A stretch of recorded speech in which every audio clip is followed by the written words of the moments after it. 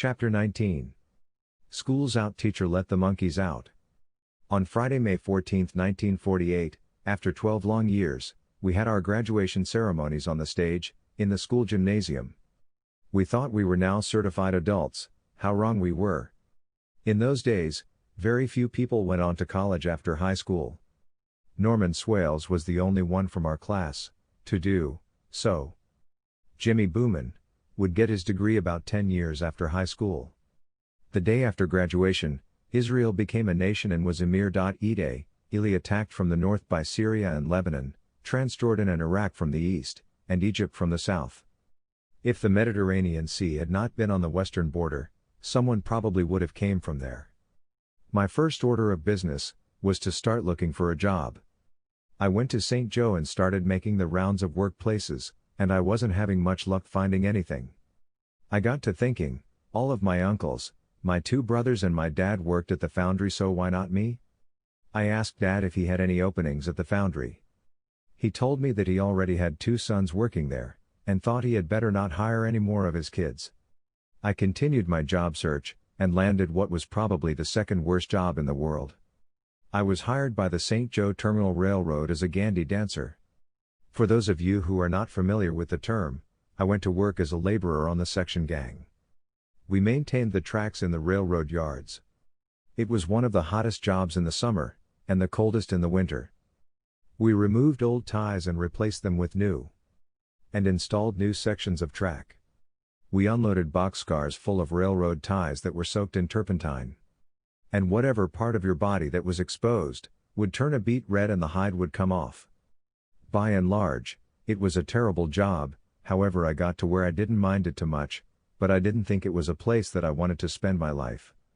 The pay was not bad, but you earned every penny of it. One hot day we were using our shovels to cut weeds along the right-of-way. We used the flat shovels for about everything. When we wanted to pull a tie under the rails, we stuck the edge into the tie like you would an axe, and heaved on it. I continued to cut weeds in the blazing sun, and when I raised my head and looked out across the tracks, I thought my eyes were going bad. I saw everything double. The next thing that I knew, I was laying in the shade looking up at the bottom of a boxcar. I started gagging and trying to vomit but couldn't. I was an extremely sick boy, and laid there, as instructed by Artie Lyons, the section foreman. He was an older fellow, and probably not far from retirement. He was a good old boy and tough as a boot.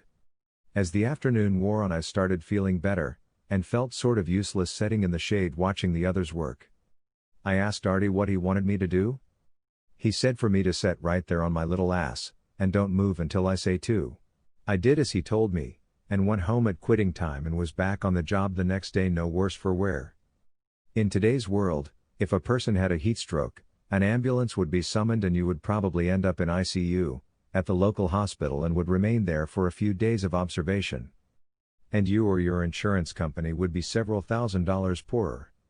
Some evenings I would board the Rock Island freight train at the old St. Joe Union Depot, and ride in the caboose, on a wooden bench for 50 cents. This was my first train ride and I really enjoyed it. Getting to see the countryside from a different view was a treat, and traveling uphill the old steam engine would get down to a crawl. But it was fun. After working on the section for a few weeks, Superintendent Art Buckingham summoned me to his office and told me that he had an opening for a yard clerk, and asked if I wanted the job. This was a no-brainer.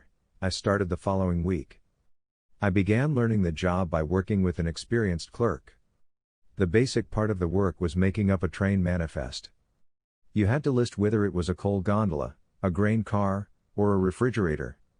The date and who the shipper was, where it was billed, its destination, contents, and weight. Put a federal seal on the lock, and record the number. Sound simple? It would be now, but back then at 18 years of age, it was anything but simple. I would have to be responsible for a fortune in perishable refrigerated goods, and a mistake on the amount of ice in a car could be disastrous. Sending a carload of freight to the wrong coast would come under the heading of a major problem. The wheat harvest was quickly approaching, and the fellow that was teaching me the job said, "When the harvest gets into full swing, you can't believe how crazy it gets around here." It wasn't long after hearing those frightening words that Mr. Buckingham summoned me to his office. He said, "Well, son, are you ready to go it alone?" I was speechless. I couldn't believe he was asking me to start on my own already. I said that I didn't think that I was ready, and would need a little more time on the job, before I was turned loose on my own. He said that I would have to start alone the following week, or he would have to get someone who would. I told him that I was sorry, but I did not think that I had enough experience on the job, handle the responsibility yet. I really liked that job, and with a little more training, I know I could have handled it. Looking back 50 years, with that 20/20 hindsight, I should have tried it anyway, and if I failed, so be it. However, hindsight doesn't count. It was probably one of the best jobs that I ever had, and I actually looked forward to going to work each day. I was sort of hanging loose looking for another job, when Bill Goff came up with an idea. He suggested that we join the Army Air Corps. After very little deliberation, we headed for the recruiter and on to KC. For physical exams. Bill had an allergy that caused a skin rash, and it happened to flare up about the time of his physical and he failed it. I passed with no problems, but we had planned to go in together, and just before I was to take the oath of allegiance I told them that if my buddy couldn't join, then I wasn't going either.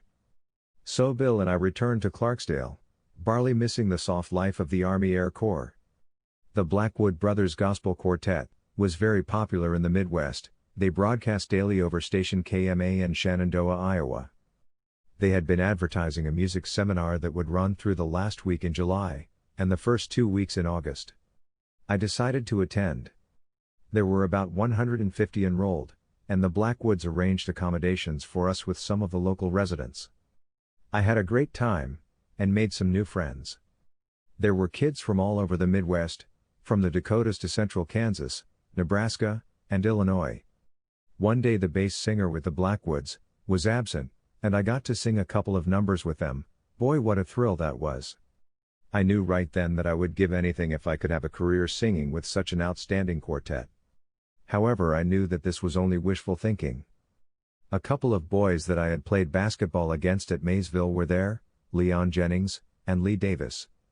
In a letter from my little sister Suzanne, dated August 3, 1948, she said, "We heard you on the radio today, and could hear your big bass voice." She said, when the quartet got through singing, our little 5-year-old sister Janie said, "Jim's got a big tenor voice, ain't he?" Susie also said that Jerry was peeking over her shoulder while she was trying to write. She finished with, "Maybe I'll be seeing you at the family reunion." Hope so.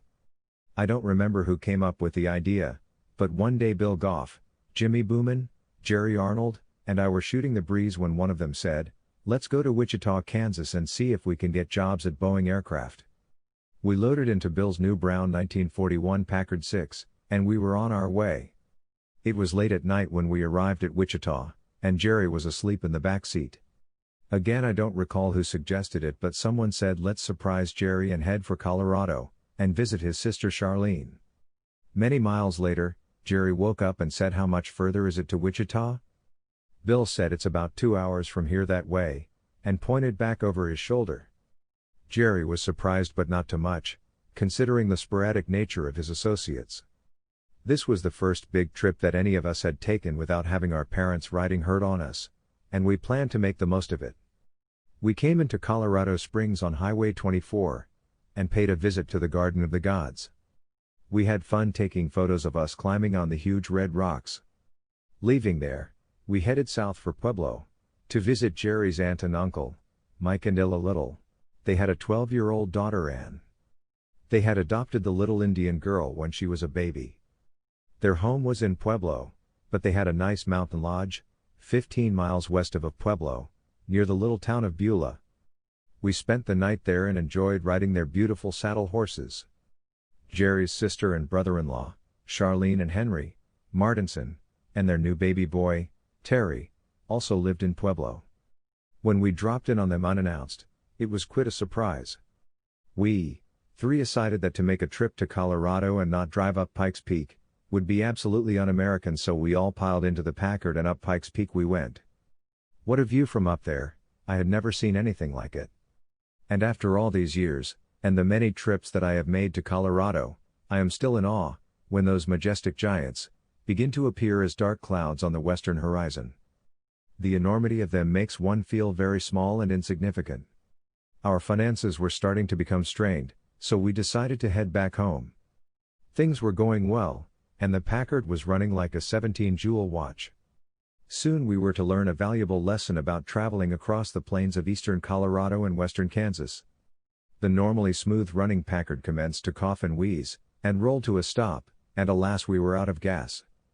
We had remembered that we had passed by a small town, not too far back, but darkness had settled across the plains and we were reluctant to invade the town at this hour of night. We decided to bed down and walk in at first light. I don't remember who slept where, but I do know it was a rough night. One slept in the front seat, and one in the back seat, and one in the front floor, and one in the back floor, and the back floor was littered with tools. When dawn came we headed up the highway and soon reached the town of Flagler, Colorado. All four of us came parading down the street and were greeted with a chorus of dogs barking, such as you never heard. The town wasn't awake when we first arrived, but it certainly was now. Lights were coming on and curtains were pushed aside as the curious citizens of the sleepy little town peered out to see what was causing all the commotion. We found a gas station and filled our can and were on the road again. The remainder of the trip was uneventful and we arrived back in Clarksdale that evening, tired and ready for a night's sleep in a good bed.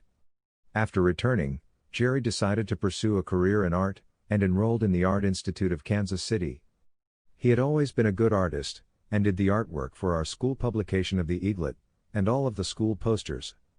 My brother Bud was attending draftsman school in Kansas City on the GI Bill. Rennie had moved back to St. Joe, and was staying at her folks' house with little Donnie, while Bud was in school. On Wednesday, September 1, 1948, Donnie got a new baby brother, Stephen Dwayne Jarrett. In mid-September of 1948, Bill Goff suggested that we join the Marine Corps. At that time 1-year enlistments were available and I didn't have anything going for me, so I said why not, and we headed for the recruiting office in St. Joe. We were sent to Kansas City for our physical exams, just like the time earlier in the year when we had tried for the Air Corps. This time Bill passed and I didn't. When the doctor listened on my back with his stethoscope, he asked me if I had a cold, and I told him that I did not. He said that at the present time he could not pass me, but if I cared to, I could try again in a few weeks. Bill decided that he would go ahead and give it a try for a year. His enlistment became effective September 20, 1948. On Thursday, September 30, 1948, cousin Virginia, young, Cantrell, gave birth to a baby boy. They named him Bruce. I decided to pursue a career in radio broadcasting, and cousin Irma Ruway, who was well connected politically with the Republican Party, got me an audition with radio station KRES in St. Joseph. The owner was Basil Kaufman. After the audition, they advised me to go to college, and then come back and talk to them. I enrolled at St. Joseph Junior College for the fall semester, using the same tuition method that I had used for the audition. My mother's sister, Aunt Zella Wessner, owned an apartment house at the corner of 12th and Edmond. I got a room there. It was only 2 blocks from the college, and was cheap. My first class of the day in rhetoric was from 9:30 to 10:30 on Monday, Wednesday, and Friday at the library annex. The teacher was Miss Meyer. My second class was Modern European History, and the teacher was Miss Harvey.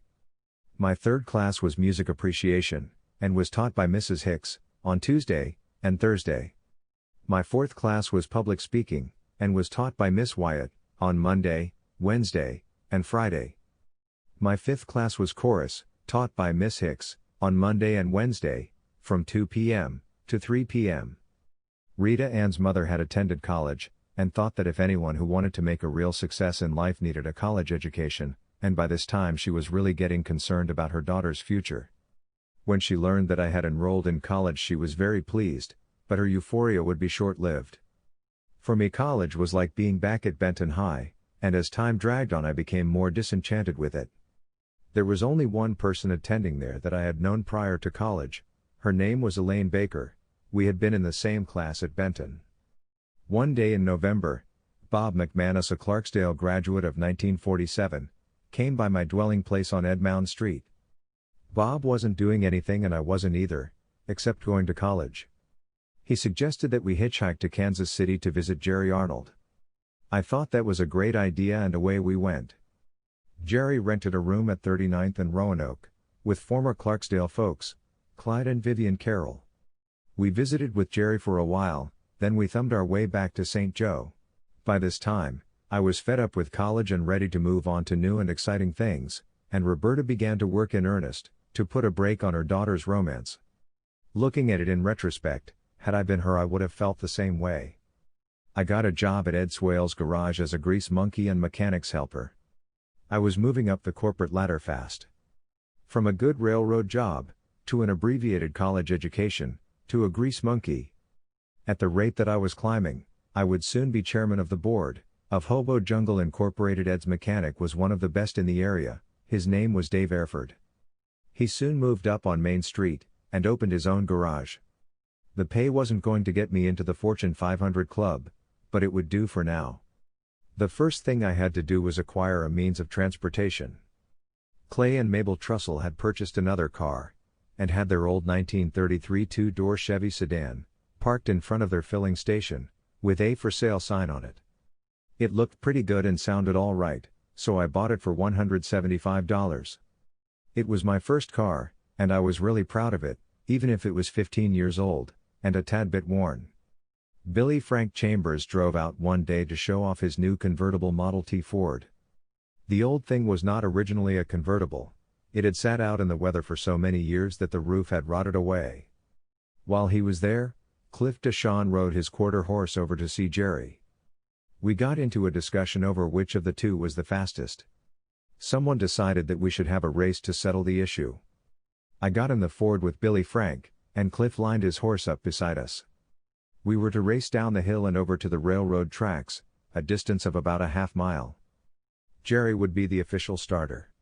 When he hollered, "Go," the old Ford leapt out into the lead going downhill, but when we got on the level, the horse showed us his rear end and finished going away, thus winning the Great Horse and Model T race.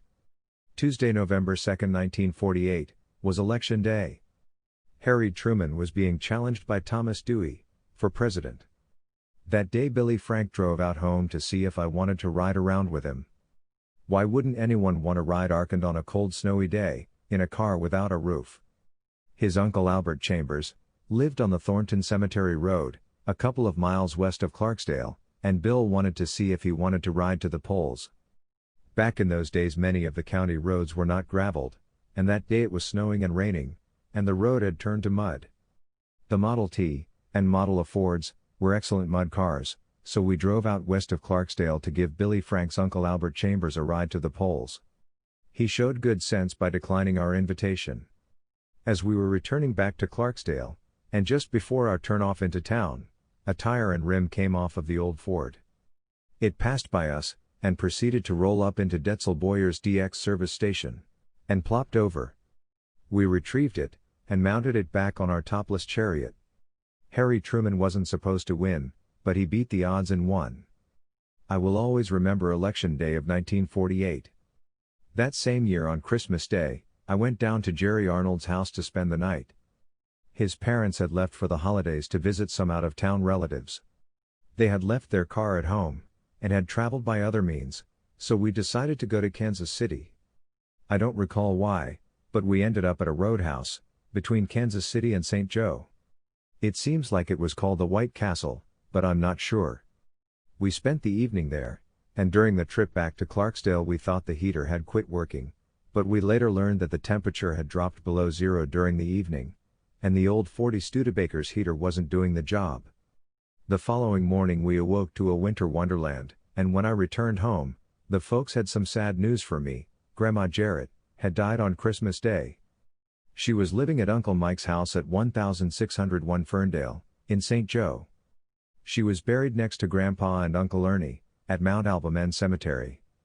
I fondly recall the many times down through the years, that Jody and I played at Grandpa and Grandma's house, and now they were both gone. On January 11, 1949, Jerry Arnold pulled a big surprise on us. Without saying a word to anyone, he joined the Navy and went to the Naval Training Center at San Diego, California. He enlisted for a 1-year hitch. On February 25, I received a letter from him. The following is a part of that letter. Man, you don't know what you are missing. This is the life. We get every Saturday and Sunday off, and holidays, like last Tuesday, and Liberty every week. We have a pool hall, library, and shows that are free. Last Sunday, Lois Butler was here, the girl that played Mickey, in the picture of the same name. I'm not trying to influence you a bit, but no one ever starved, or worked to death in the Navy. The first month wasn't bad, the second was hell, and this one is heaven. That Billy Frank is going to be a sad sack if he joins the Marines. Man, they are rough. I guess you knew that I'm in the submarine corps. More fun, I'll go to Connecticut for more advanced training in submarines, then take up radio. When I get home we'll get together and pitch a good one. I haven't indulged in alcoholic beverages or beer since I've been here. During the early spring of 1949, we had some heavy rains, and the Little Third Fork got out of its banks, and flooded the entire bottom, from the foot of our hill to the railroad tracks. Dad came home from work one evening driving a new 1948 Buick Roadmaster. It was the biggest and most luxurious car that Buick made. He bought it from a fellow that he did business with at the foundry. His name was McAdoo. He owned a motor rewinding business, and rebuilt the big electric motors used in the foundry. It was practically new, less than a year old. He had a falling out with the Buick dealer, so in order to show how displeased he was, he sold Dad his car and bought a new Cadillac. Dad had to get home that night by going to Stewartsville and coming in from the east. Boy, was that some car. It was by far the best that we had ever owned. It was also one that I would seldom get to drive. Billy Frank joined the Corps in March, for a 1-year enlistment, and headed for boot camp in San Diego, California. March 25, 1949, I received a letter from Bill Goff. He was stationed at Camp Del Mar, California, at the south edge of Camp Pendleton, midway between San Diego and Los Angeles. He said, "Boy, this Marine Corps is really 84% for up. I never wanted out of anything so bad, but here I am and here I'll stay till September 20th. I really stuck my neck out." Poor Billy Frank, I was down to see him last weekend, boot camp. He's sorry already. He bawled the first couple of days and nights. They sure tamed him in a hurry. They had him scrubbing down the head with a toothbrush. It's the biggest change you'll ever make in your life. The first 3 hours they literally kicked the shit out of you. I've just seen Arnold once since he got out here. I've been down to see him a couple of times, but he's always been out on liberty. I might see him this weekend if he hasn't graduated yet, boot camp. I even like the Navy better. We're having inspections up the ass, all the time. It's one thing to go to school, telephone school, and another to be a Marine. Either one is a full-time job. Then mix them up and, Jim, I still wish you could have come in with me. We'd had a real time. I ain't kidding. I'm glad I joined though, found out what it's like, and I've had some pretty good times, in places. Sounds like a love-hate relationship. The weather's good out here and the ocean is about 2 blocks from the barracks here, prettier than hell. Liberty from 4 every afternoon till 7:30 a.m., if you don't have the duty, which is about every third day, and every other weekend completely off. Me and a buddy went up to Hollywood a while back, on a 2-day special Liberty, really had a good time, went to all the radio programs and saw quite a few stars. Well, I'd better sign off now. It's time for taps, and lights out. In the early spring, I decided to go to St. Joe and look for a job singing at funerals. I had sang for a lot of them, and was usually given a tie clasp, or a thank you.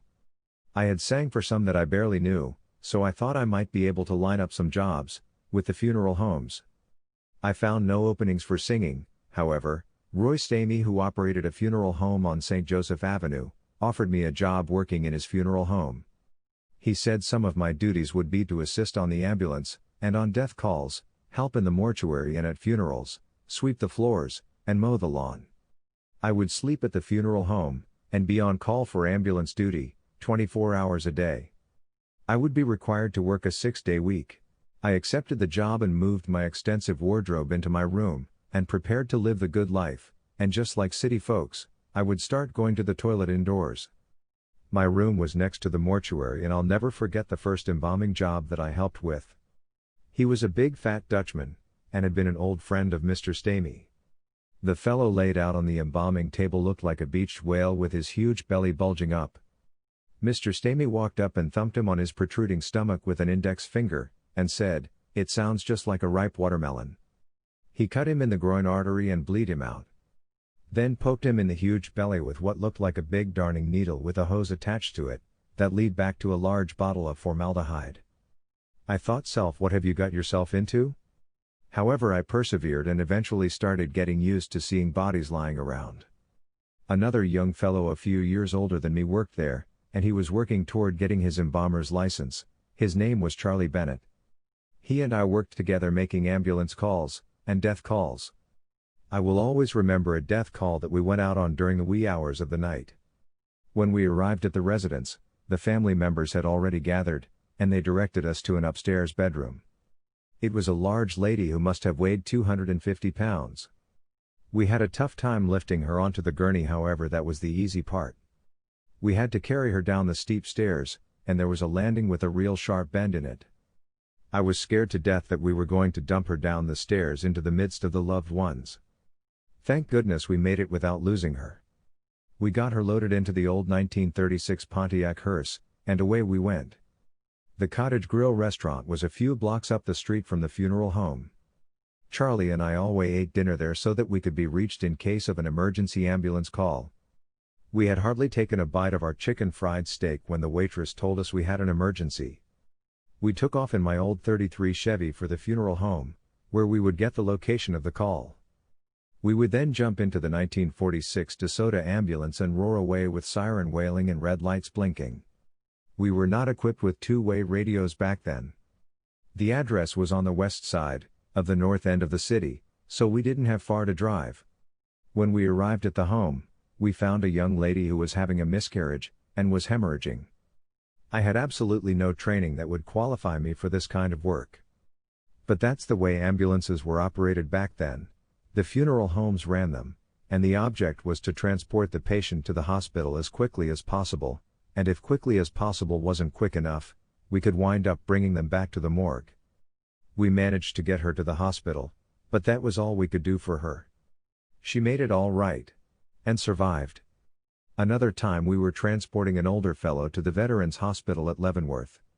His daughter was riding in the back with me, and when the old man started dieseling I thought he was about to expire, and told Charlie that he had better hurry a little, or we was going to lose him. Charlie let the big 47 DeSoto out, and we were humming along about 90, with the siren screaming and cherry flashing. It was real exciting, and he was still alive, upon delivery at the hospital. Another unusual thing happened while I was working there. We had an old fellow brought in who was indigent, and we couldn't find anyone who would claim him. He laid on the slab for about a month, and we finally located his brother in St. Louis. However, the brother hadn't seen him in years and didn't want to claim the body. In other words, he didn't want to be responsible for his brother's funeral by one. We then notified the city boys that we had a body for them to bury in the city paupers cemetery up on Maxwell Road. They said that they would have the grave opened for us, so we started preparing Joe for his burial. Roy had learned his identity when he contacted the brother in St. Louis, but I never did hear his real name. We placed old Joe in a wooden box that was covered with cheesecloth.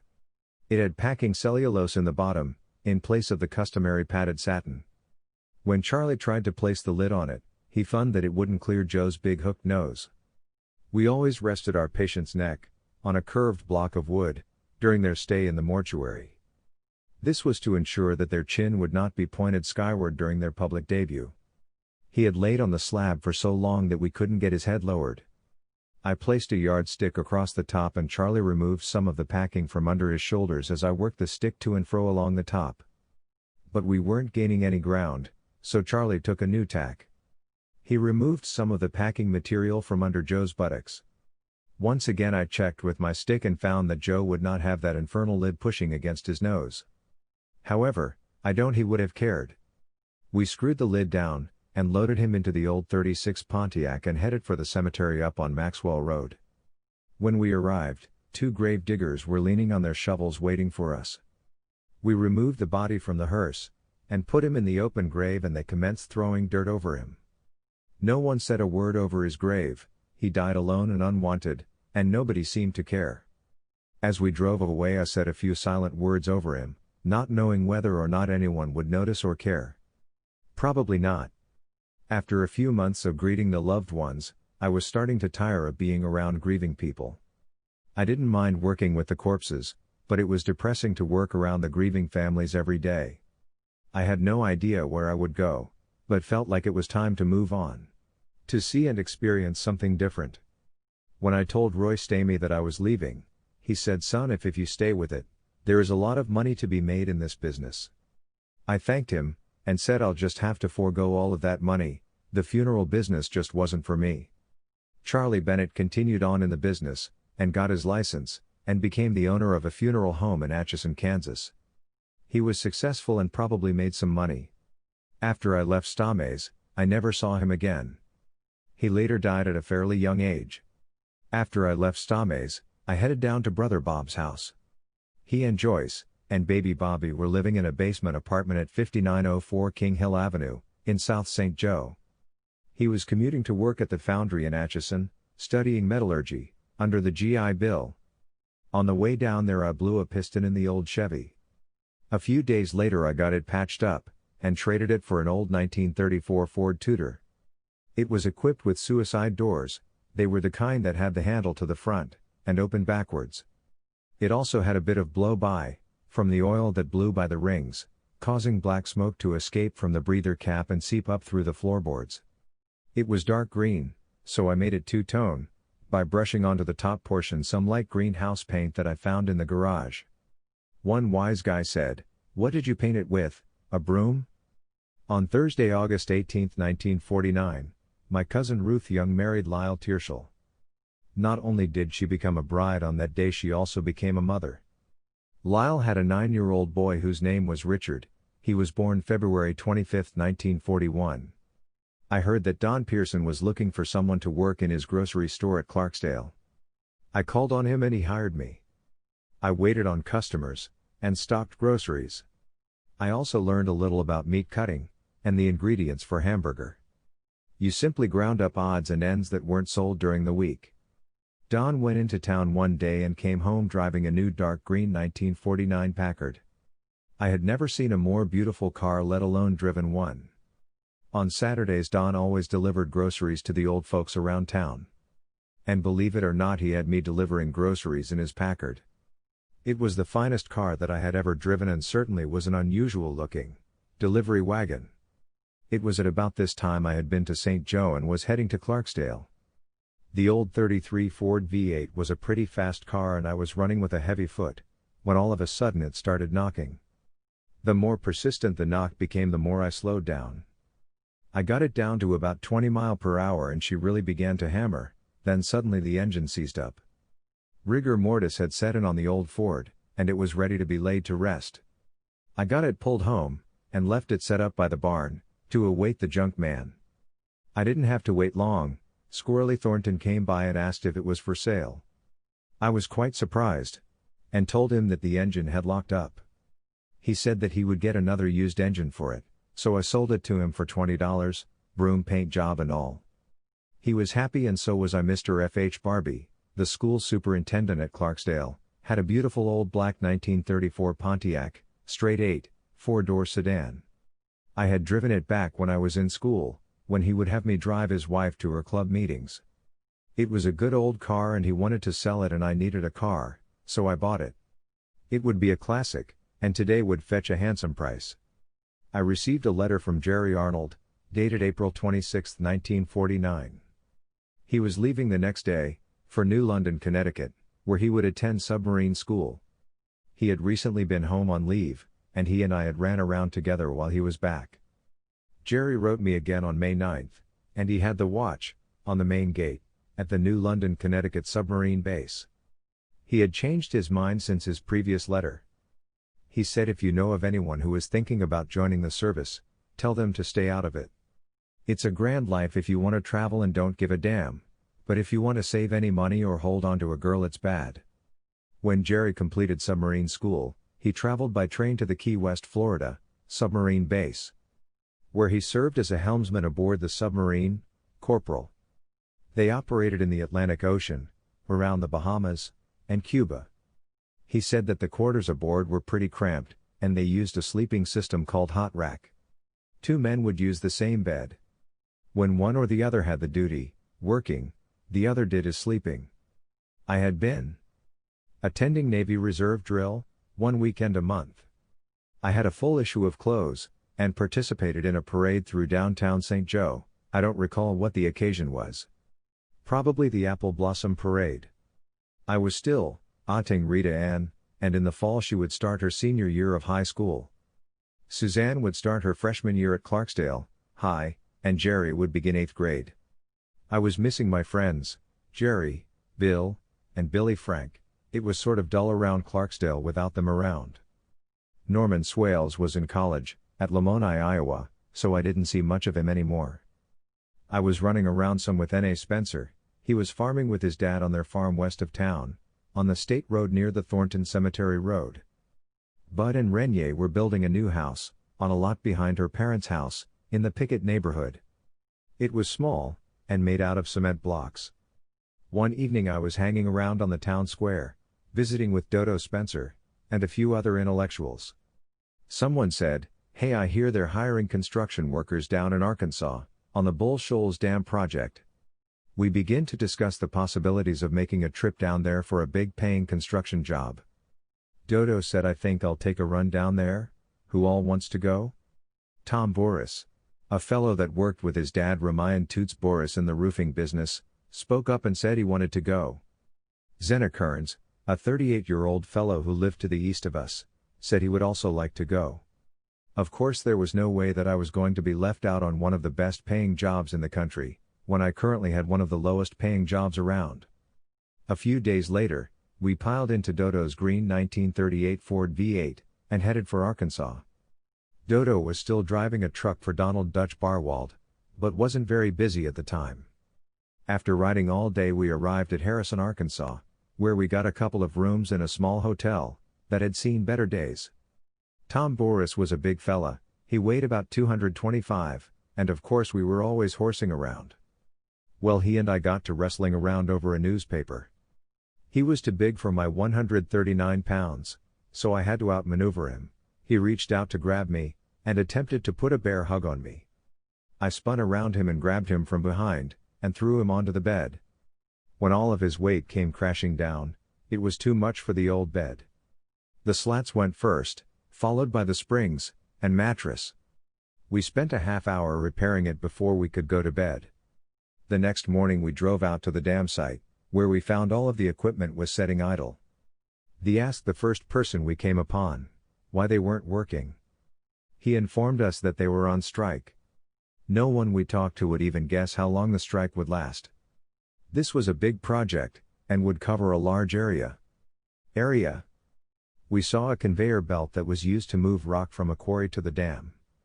It was 8 miles long, and was said to be the longest belt in the world. Dodo headed the old Ford north, and we started mowing the due toward Clarksdale. He drove 80 miles per hour, all the way up Highway 71. When we arrived at Clarksdale, he pulled up to the park on Main Street, and just as he stopped the tie rod fell loose from the steering mechanism. If this had happened 5 minutes sooner, we all would have been listed in the obituaries the following day. Fords didn't come out with hydraulic brakes until 1939, and you could drag your feet and have as much luck stopping as the old mechanical brakes would. R.G. Boris & Son, Roofing Company, landed a few jobs, so I went to work for Toots and Tom. We were putting a new roof on the school at Edgerton, Missouri, and it was one of the hardest jobs that I ever had. Toots' old father-in-law, Art Sample, was running the kettle. He put the chunks of pitch in the heated kettle, and melted it into a liquid. We would pull the buckets of hot pitch up on a pulley, and mop it onto the roof. We had to keep as much skin covered as possible, because the fumes from it would burn the hide right off, and it was an extremely hot summer day. We had another job roofing a Chevrolet dealership in Clarinda, Iowa. It wasn't any easier than the previous one. Billy Frank always called it the Bubble Up Roofing Company. Several of the boys around town worked for them at one time or another, including Billy Frank. One day I came out of the drugstore and saw a crowd standing at the back of Wilton Skunk Wilhelm's old silver 1937 panel truck. My curiosity got the best of me and I had to see what was going on. I looked in, and saw the biggest catfish I had ever seen. It was lying lengthwise in the back of the panel truck, and its head touched the back of the front seat, and the tail curled up against the back door. It weighed 85 pounds. Earlier that morning, Skunk had stopped by the beer joint, and walked in carrying a little stick with a length of twine attached to it. At the end of the twine was a piece of corncob, and an old bent rusty nail. He leaned the fishing pole against the bar, and ordered a bottle of beer. The bartender Carl Malmer, a stern, and somewhat grouchy old fellow, said, "What you gonna do with that thing?" nodding in the direction of the stick. Skunk replied, "That's my fishin' pole, and I'm gonna catch me mess off fish." Carl replied, "Ha," in a somewhat doubting manner. It was pretty common knowledge, albeit illegal, that occasionally Skunk did a little hand fishing. He and his fishing partner and crony, Kurt Lambert, had a big one staked out in a hole on the Platte River, and they intended to catch him that day. They went to the river and soon located him. Skunk, who was part fish himself, got into the water with a rope, and eased it through the mouth, and out through the gills of the giant fish. Kurt took a couple of turns around a nearby sapling tree, and the fight was on. They somehow got it out of the water, and into the back of Old Silver, and headed for town. On the way, he dropped Kurt off at his house, and then proceeded on into Clarksdale. He parked in front of the beer joint, and went in carrying the little pole. Carl said, "Well, where's all your fish?" Skunk replied, "Come on out to the truck, and see the mess I caught." Carl went out to the truck, looked in, and made his usual comment. "Ha! In the late summer, Eni Spencer told me that he knew where he could rent 160 acres to plant wheat, and would I like to go in with him?" The farm was up at Stanbury, a town about 30 miles north of Clarksdale. I told him that I didn't have a tractor or any equipment, except Dad's old team of horses. That evening I told Dad what a fine deal I had, if only I had some equipment to farm with. Dad said that he had been intending to buy a tractor and implements, but just hadn't got around to it. That week he bought a new BF Avery tractor. He had purchased it from Montgomery Ward's. It was an unusual looking thing. It had 3 wheels, the 2 large back ones, and a single wheel on the front. All of the tractors that I had ever seen always had a pair of wheels on the front. The little red Avery was supposed to be able to pull a 2-bottom plow. Eni's dad, Ralph, had a 1937 model of John Deere. It was old, but it was a much bigger tractor than the Avery. Eni and I went to St. Joe to see the fellow that owned the farm. He was a physician, and quite elderly, but was still practicing his profession in downtown St. Joe. His name was Dr. B.B. Simmons. He was an unusual-looking man, he was small, and had a cherubic face. The 3 of us loaded into the car and headed for Stanbury, to look over his farm. Doc was quite a talker, and quite a character. As we were driving up Highway 6, he said, "I'll tell you boys how you can make a lot of money, just go over east there around the town of Santa Rosa, and buy up all of those hills that are there. Then get a bunch of women with flat irons, and have them iron them out. You could triple the amount of acres you owned, sell them and triple your money." He was also a philosopher, and he had an unusual slant on religion. He posed a question to us: if there is a great creator, who in the hell created the great creator? Eni and I were stumped, and failed to come up with an answer. This was pretty deep stuff for our limited knowledge. Perhaps we could consult Skunk, or maybe some of the other old boys down at Clarksdale could enlighten us. Doc's farm was about 1.5 miles northeast of Stanbury, Missouri. It was 160 acres of sunflowers and horseweeds that were approximately 10 feet high. This would be a real challenge for the little old Avery tractor. I could probably get lost in there and never be heard from again. We told him that we would share crop it with him, and split the cost of seed, and he agreed. The following week we gathered up our borrowed equipment, and headed out. The trip took about a half day. We had a terrible time getting that place plowed. Eniya could stand up on the Johnny Popper, and the weeds were so tall that you could hear but not see him. I was completely lost on the little Avery. What an effort and futility. I spent most of the time trying to dig the huge balls of weeds from under the plow. They would bunch up until the plow wouldn't stay in the ground, but somehow we managed to get a crop of wheat planted. All we had to do now was wait until the next 4th of July, and watch the money roll in. In the meantime, I thought it would be nice to have a little money for gas, dates, and a few other incidentals, so I answered an ad in the paper for a sales position. The next day I was a sales representative for the Fuller Brush Company.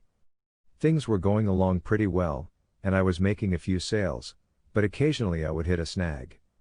One day as I was approaching a house, a large shepherd dog came down the sidewalk to meet me. I always thought they were a gentle breed of dog and not known to be aggressive. I was dead wrong. That beast made a grab for my thigh, and came up with a mouthful of my best and only suit. He put 5 good size rip in it and I didn't make a sale, but the nice lady gave me $5 to get my suit repaired. We were getting into early winter and I had spent the night at Bud and Rennie's, in their little cement block house in the Pickett area. I had intended to go out that morning to make some sales, but when I went to get into my car it was real cold, and I hadn't put enough antifreeze in my radiator. It had frozen hard enough to pop a freeze plug out of the engine block. After I had nearly froze my fingers putting in a new plug, I drove down to South 12th Street, near Neely School, hoping to make a few sales. The wind had picked up and a light snow had begun to fall. It was a dreary cold old day. I turned up the sidewalk to the first house in the block and knocked at the door. A lady came to the door, and opened it a crack. I introduced myself, and she said, "Thank you, but I don't believe I care for anything." I went to the next house and put on my best Fuller Brush salesman smile. The lady opened the door a crack, and before I could finish my introduction, said I don't want none, and slammed the door in my face. I did an about face, walked briskly back to my waiting limousine, tossed my sample case in the back seat and headed for Clarksdale, vowing that I would never again sell door to door. Bill Goff was discharged, September 20th, but would remain in the inactive reserves for a few years, subject to call during national emergencies. I received a letter from Jerry Arnold, November 9th. He was at Charleston, South Carolina. They had taken their submarine there to put it in dry dock for a complete overhaul. He had 2 more months left on his enlistment, and then he would also be on call for another 5 years, in case of a national emergency. He said that he had been on the wrong end of a chipping hammer, removing paint from the sub, and got a bit of steel in his eye, but that it was all right now. He said that he was on watch, and if the duty officer caught him writing this letter, he would probably hang him to the nearest yardarm. He said it was sort of fun. He had his .45 all loaded and at the ready, but couldn't hit the side of a barn with it. He said, "I've just got 50 more days, and then maybe we can get together on the guitar, and singing, just like old times." Rita Ann was in her senior year, at Clarksdale High, and our romance had finally sputtered out, with a little help along the way. I had seen an advertisement in the paper, for someone to work at the Cameron greenhouse. I drove over and got the job. It wasn't a bad job, and would be just another, in my search for a vocation that I would be willing to spend my life doing, without dying of boredom. Sometimes I worked nights, firing the boiler in the basement, but most of the time I worked with the plants, and made deliveries to the funeral homes in the area. Bill Ebersold graduated in the spring of 1949, and he and his older brother Ed had went to work at Cameron. Bill worked for a chicken hatchery, and Ed, for Tommy's Tire Company. They both had girlfriends that also worked in Cameron. They had an apartment over one of the stores on the main street of the downtown area. One cold winter night, the boys invited me to go to the girls' apartment with them to have supper. We had a nice home-cooked meal, then I went low the greenhouse to fire the coal-fed boiler, and to keep watch on it all night. Bill and Ed later married the sisters. Ed eventually got a divorce, but Bill and his wife celebrated their golden wedding anniversary in 2000. Jerry Arnold received his discharge from the Navy, January 10, 1950. One of the first things he did was buy a 1940 Packard. Then he enrolled at Platt Business College, in St. Joe, enrolled at Platt Business College, in St. Joe, enrolled at Platt Business College, in St. Joe, enrolled at Platt Business College, in St. Joe, enrolled at Platt Business College, in St. Joe, enrolled at Platt Business College, in St.